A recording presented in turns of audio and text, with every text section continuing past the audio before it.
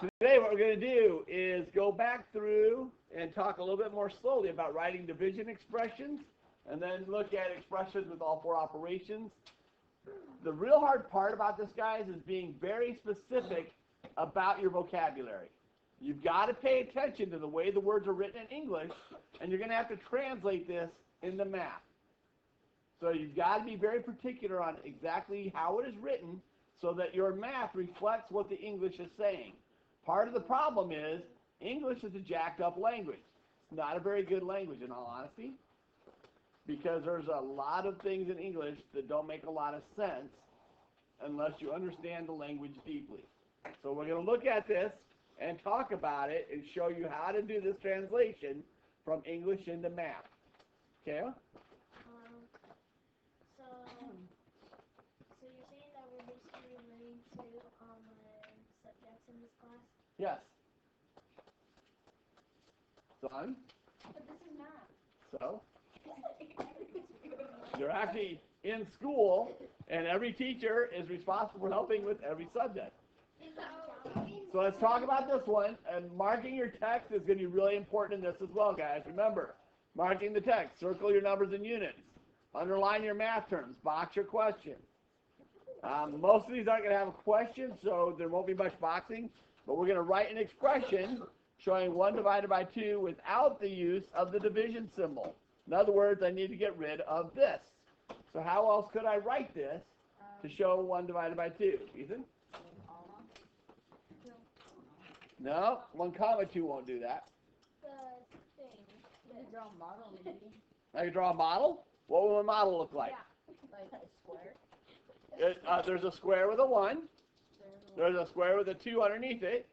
And then I can circle this one. That's showing a division model, right? Zalami? So it's kind of like the subtraction one? Kind of like, except the subtraction one has a line connecting them. Yes, Jaden. You could do the, I can't remember, but you could do this. Oh, the division bar? Yeah. Okay, what number goes where if I do the division bar? So, Zalami? Oh, not Zalami. Gabby? I did not forget your name. Where does the 1 go? 1 will go outside and the 2 will go inside. Does that sound good to everybody? Yes, sir. Okay, here's the problem with this, and I want you to think about this anytime you want to use this. What's 1 divided by 2? 1. 2. Wait. 1 divided by 2. Half. Half. What is 2 divided by 1? What's the answer to this? 2. Is that going to be the same as this? No, she reversed the numbers. And that's a real common thing that happens if I try to use the division bar. That's why I'm not real confident in your ability on this one. So that one actually didn't work because the 1 should have been inside the house. Now that I've got this, that should trigger something else for you. What else did we do that put the guy in the house? Remember the winner goes in the house? Yes. Gabby? Fraction. So how could I write this as a fraction? 1/2. Okay? Do all of those work to show this without using the division bar? Yes. Yes. The one I want you guys to get used to is this one. Okay? I want you to understand this, using a fraction, is just division. Because if you understand that, the rest of this is going to make a lot more sense for you. So what can we determine from the model? The model showed us what? How do you divide? Man, board's really acting up. Without using the division symbol.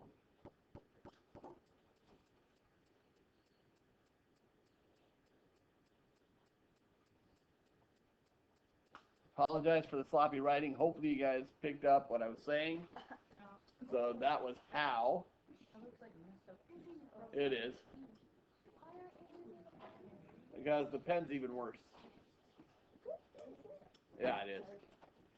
What if we did this one? Write an expression showing a divided by 2 without the use of the division symbol. I put A, and then the line, and then 2. Is everybody okay with that? Could I do a model for that? I'd have A in my box. I'd have 2 in my box. And I would just circle the 2, showing that there's division going on. Okay? Could I do that using the division bar?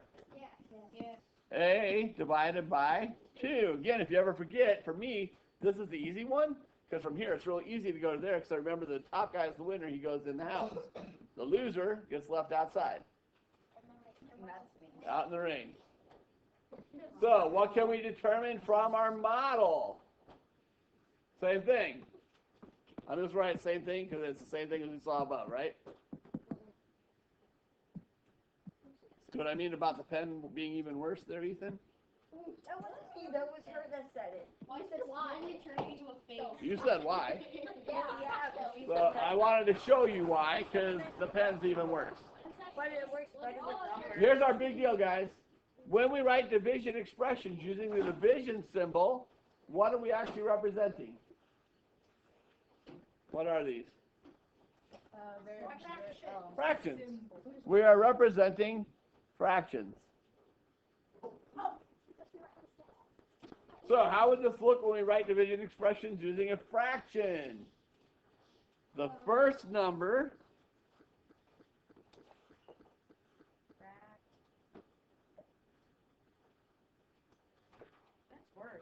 it is there, is the numerator. Says the first number is the numerator. The second number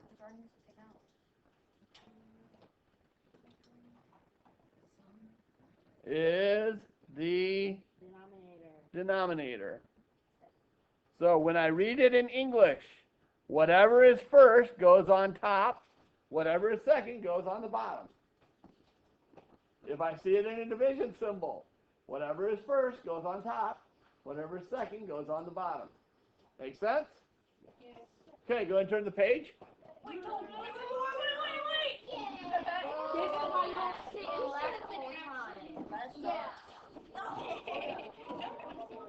Okay, we're going to do another one. Let's walk through this. Write an expression showing A divided B without the use of the division symbol. Hey, let's do the exact same. What do you think, Sophia? A over B. Awesome. A over B. Doesn't matter that it's all variables now. Are you guys comfortable that we've gone from numbers to variables? Are you okay with that? Yeah. Did it change anything in how it is written? No. No. Okay? So don't let the variables throw you off. It's exactly the same as if we had numbers.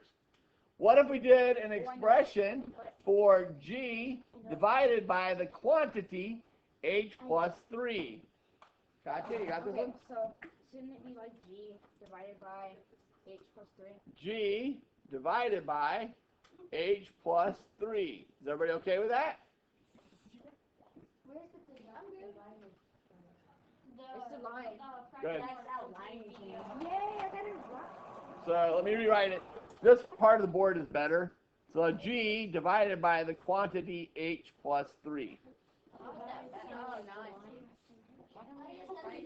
It's a glitch in the board, and we're supposed to get it fixed. You're brand new here, so you don't know that. But we've been fighting this. It's getting progressively worse for the last year. But it's under warranty. We've been told it's going to be replaced, but it hasn't been yet. Yeah? Would it make a difference if you put parentheses, why the H plus 3? If I write it this way, does this make a difference? Yes. No. No. Remember, this is actually a grouping symbol, right? The fraction bar is a grouping symbol. Yes. Now, where it will make a difference is if I decide to use my division symbol. So if I write this as G divided by H plus 3, now I must have those parentheses. Yeah, that's why. And I'll be honest, that's why I prefer to write it as a fraction first, because the fraction does a really good job of helping me understand where parentheses might need to go. Because this is a grouping symbol, I know that whatever's on top, whatever's on bottom need to be separated with parentheses if I write it side to side. Let me point out a couple of really important things in here, guys. As soon as I see divided, that tells me I'm going to have two pieces. Do I ever have more than two pieces to a division problem? No. I don't. A quantity tells me I'm putting things together. So that's kind of my mental clue that I'm looking at something that needs to be grouped or put together. Normally, that divided is going to be between my two parts. So that's what you're looking for, is what's going to separate the two parts. This is part of what makes this so extremely difficult for students that are learning English as a second language. These are some of the things that English doesn't make sense. It really doesn't. And so to try to learn the words and understand how that divides it up becomes really difficult if you're trying to process all of that. This next one is going to really try you on this one. So let's see what you guys come up with. Write an expression for the quotient of the quantity m reduced by 3 and 5. Sophia? M over 5? Gabby? Quiet, guys.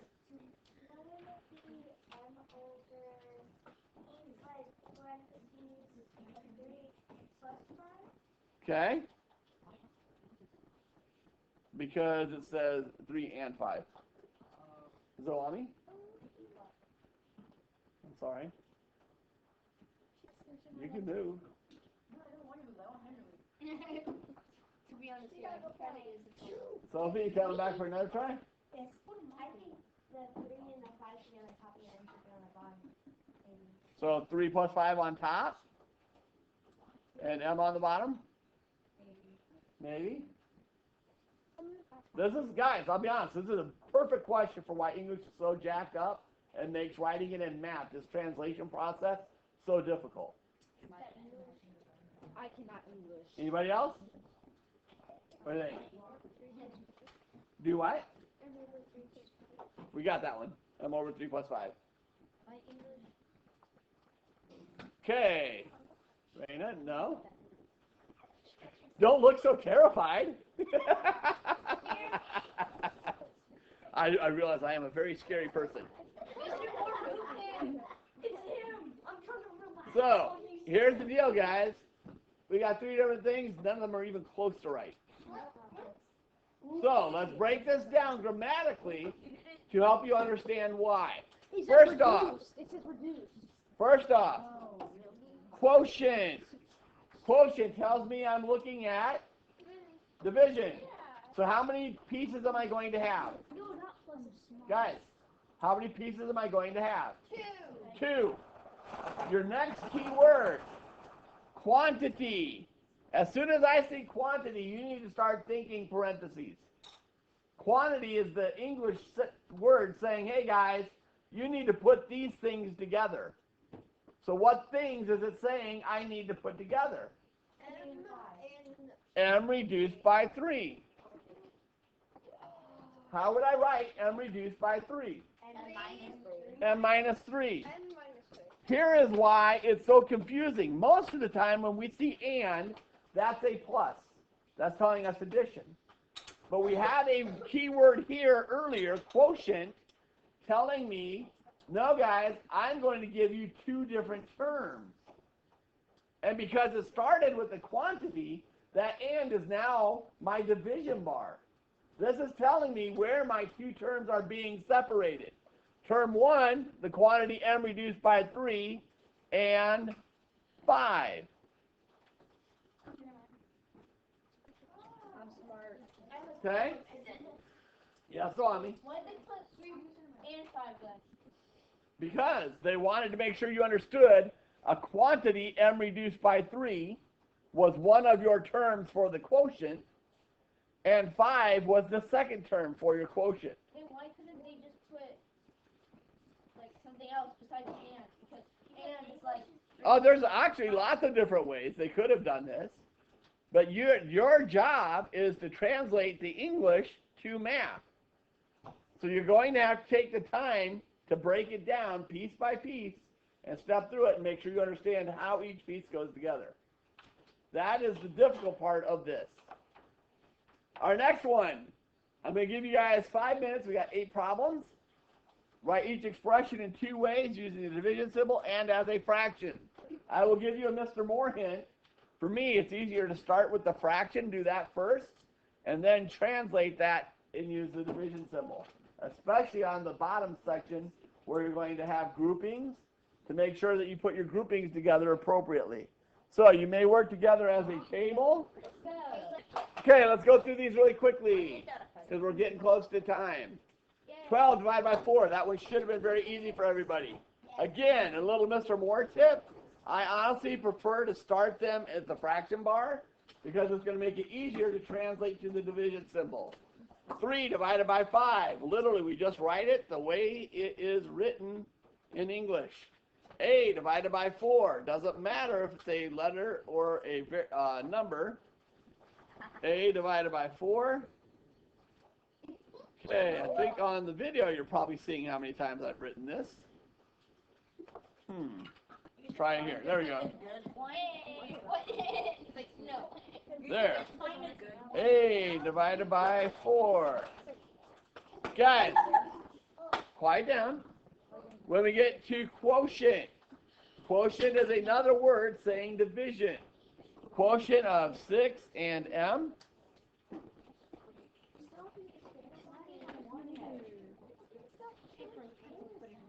Or 6 divided by m. 4. 7 divided by a quantity. Remember, quantity is one of those grouping words. Honey, I'm talking. Please stop. Yes, the video can hear it all. So if you don't believe you're talking, listen to the video later. 7 divided by the quantity x plus y. X plus y. Nope, it's not. 7 divided by the quantity x plus y. The nice thing is, if I've got that written as a fraction, when I use my division symbol, it should be very easy now to switch over and make sure that you put the parentheses in the correct place. Divided by the quantity x plus y. In this case, I must have those parentheses. Okay? Next one, y divided by, I'm just going to do it all the way over here. It seems to be better. Y divided by the quantity x minus 11. Again, changing that to the division symbol and y divided by the quantity x minus 11. The sum of the quantity h and 3, so that means that those two are going together, divided by 4. So the quantity h and 3, sum means I add, divided by 4. So to put it into the symbols, h plus 3 divided by 4. So if you can't tell, that's a 4 down there. So sorry about that. And then finally, quotient, again telling me I'm dividing. Quantity, k minus 10. That's one thing. And m, so that's now my dividing word. K minus 10 and m. Written with the division symbol. K minus 10 again must go in parentheses. M is left isolated by itself. Everybody making sense on these? Yes, sir. Okay, good. Turn the page, your homework. This is your first page of homework. There we go. Pretty simple. This is actually a really easy one, guys. So rewrite division symbol and as a fraction. Everyone should have 2 answers. This one, part 2, draw a model to show that those are the same. Basically, you just draw the division model and it looks like both of them. So go ahead. I haven't given you this one yet. So let me hand this packet out. Oh, Lord. This is why some of the other classes ended up with so much homework, because we didn't get... Nope. Guys, seriously, stop. We do not have much time. I'm going to have to go fast. I actually was 5 minutes behind where we thought we were. Here's our example. $8 more than Ryan earned. 4-step process to take and translate these types of phrases into math. Step 1, use only the most important words. So you got to focus in on what the problem is telling you. Stuff like 8 gives me a number. More than, that tells me two things. One, it's addition. Second, that's a flipping phrase. So I know that the 8's actually going to go at the end of the problem. Third, Ryan earned. This is the piece that I don't know. In an algebraic expression, we're always going to have that one piece we don't know. One of the biggest things you need to do to write these expressions is identify that variable. Be very specific on what it means. So in this case, the variable that represents my unknown quantity, what I don't know, is what Ryan earned. So I need to do a variable for that. A lot of times we use X and Y. I could use stuff like R. R is the dollars that Ryan earned. Again, be very specific. For example, we're here in Japan. Is there a difference between dollars and yen? Yeah. Yeah. Huge. So if I say $8, that's a lot different than 8 yen. Next, help us visually understand how to solve problems and how to set them up properly. This is what we call our switching words. So I'm going to write a couple of them in here for you just to give you some examples. These are not all inclusive, but these are stuff like less than, more than, added to, subtracted from. Okay, in all of these cases, the way that it is written in English is going to be reversed when I write it mathematically. So, for example, on this one, I now translate my phrase from English into math to say $8 more than is a switching phrase. So that means that 8 is going to come at the end. What Ryan earned? Well, we just identified what Ryan earned is our variable R. More than is addition. 8, because the flipping word more than put it at the end of that expression. Does that make sense? Yeah. So really, all of these, this is that process you're going to go through. Really important hint. Watch for flipping words. You've got to be conscious of those.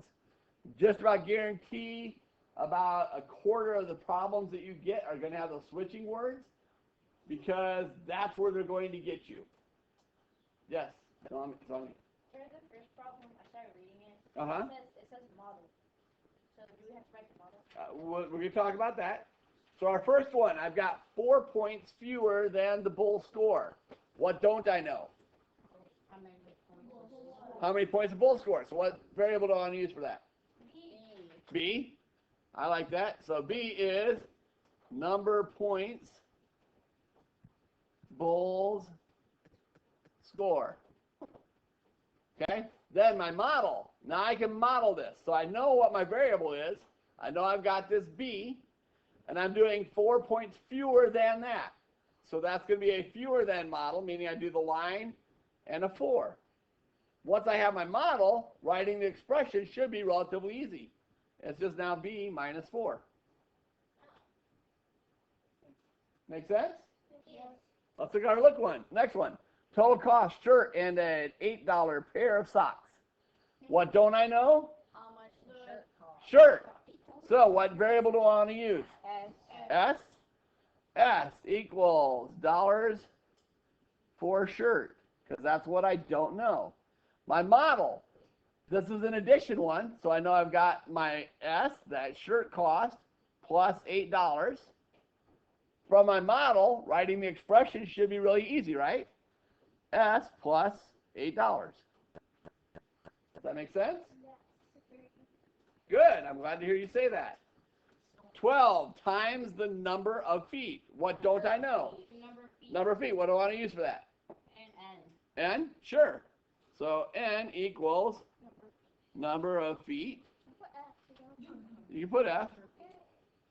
As long as you're defining your variable, it doesn't matter what letter I use, right? I could use X. What does my model look like? 12 times. What does the multiplication model look like? It's repeated addition, right? So my model is going to be kind of ugly on this one, especially if my pen's not going to work. But it's going to be 12 boxes. Oh. Let's see if I extend the page, if I can get something. Yeehaw. Sorry. And you still got a lot of work. We do. So I'm going to keep writing while they do the announcements.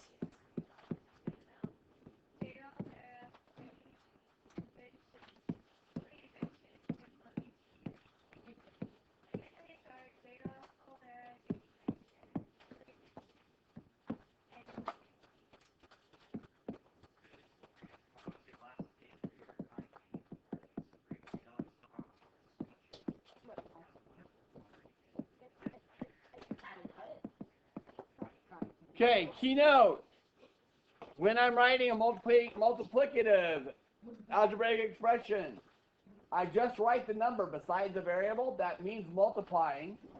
The number always goes first, because to model this, I could know how many boxes of n's I have. I would not know how many boxes of 12 I would have.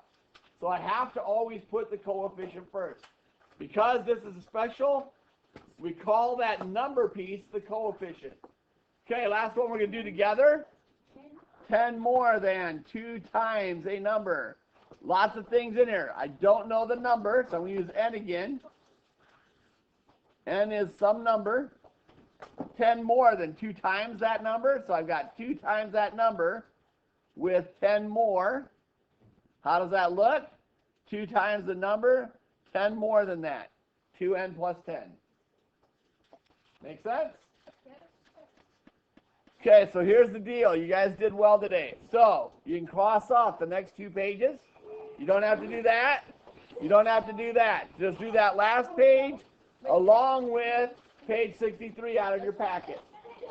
Yep. And then just this page right here. Just this page right here. Ah, So much homework. geez, that one.